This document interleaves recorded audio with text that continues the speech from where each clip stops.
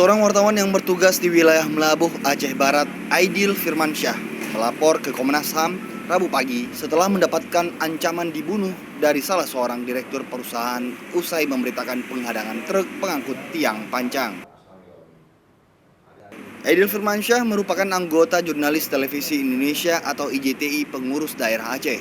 Ia mendapatkan ancaman akan dibunuh dari salah seorang direktur perusahaan usai memberitakan penghadangan truk pengangkut tiang pancang oleh warga. Tertekan karena ancaman tersebut, Aidil melaporkan tindakan tersebut ke Komnas HAM di Banda Aceh pada Rabu pagi.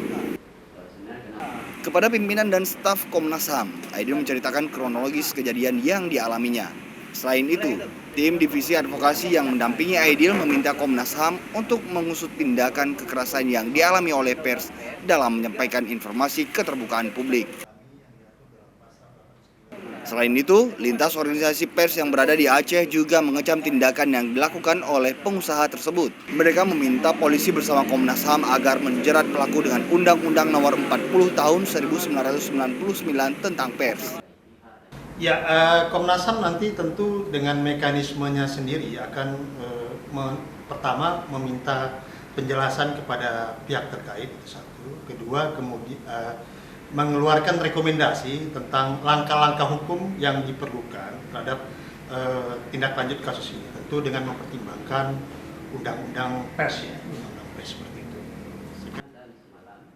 Sebelumnya, Aidil Firmansyah mendapat teror dan ancaman akan dibunuh dari Akrib, Direktur PT Tuah Akfi Utama. Ini terkait berita yang dia tulis tak bayar kompensasi angkutan tiang pancang PLTU 3 dan 4 dihadang warga. Saat ini, kasus tersebut sudah bergulir ke ranah hukum, yakni Polres Aceh Barat.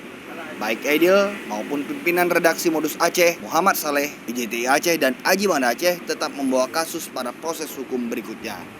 Dari Banda Aceh, tim liputan Haba TV melaporkan.